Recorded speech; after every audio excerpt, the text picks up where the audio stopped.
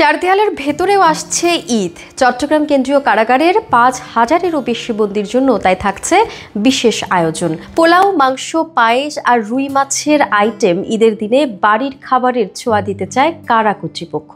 কারাগারের সাধারণ বন্দীদের পাশাপাশি একই আয়োজন উপভোগ করবেন আলোচিত কিছু ভিআইপি বন্দীও। পাশাপাশি শিশুদের জন্য থাকছে নতুন জামা ও বিশেষ যত্ন। কারা কর্তৃপক্ষ জানায়, ঈদের দিন সকালে বন্দীরা পাবেন পায়েস বা সেমাই ও মুড়ি। সকাল ৮টার ভেতরে নিরাপত্তা বেষ্টিত জামাতে আদায় করা হবে ঈদের নামাজ। দুপুরে থাকবে গরু বা খাসির মাংস, মুরগির রোস্ট, সালাদ, মিষ্টি ও পান সুপারি। রাতের খাবারে পরিবেশন করা হবে ভাত, আলুর দম ও রুই মাছ ভাজি। চট্টগ্রাম কারাগারে বর্তমানে আছেন সাবেক এমপি এম.এ. লতিফ, আবু রেজা মোহাম্মদ নদভী, রহিমুল্লাহ এবং ডিভিশন প্রাপ্ত বন্দী হিসেবে পুলিশ কর্মকর্তা সাইফুল ইসলাম।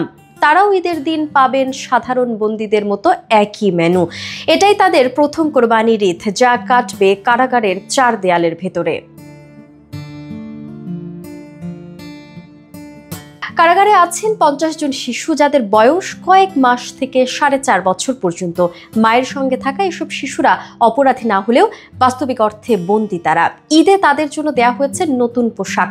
কর্তৃপক্ষ জানায়, ঈদের পরদিন স্বজনদের রান্না করা খাবার আনা যাবে এবং বন্দীরা পরিবারকে ৫ মিনিট করে ফোন করতে পারবেন।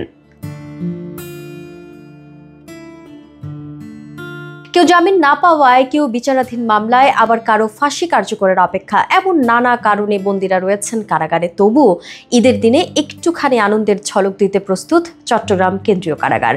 ঈদের মানবিক এই আয়োজন যেন বন্দীদের মধ্যে সামান্য হলেও আশা আর আত্মমর্যাদার বার্তা পৌঁছে দেয়, সেটাই চায় প্রশাসন।